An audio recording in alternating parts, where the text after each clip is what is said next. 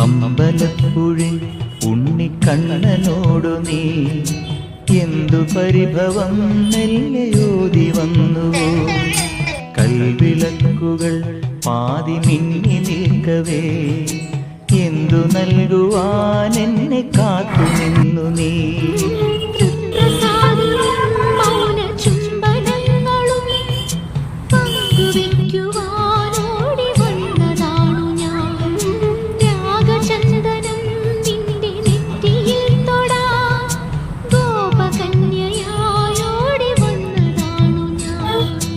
അമ്പലപ്പുഴി ഉണ്ണിക്കണ്ണനോടു നീ എന്തു പരിഭവം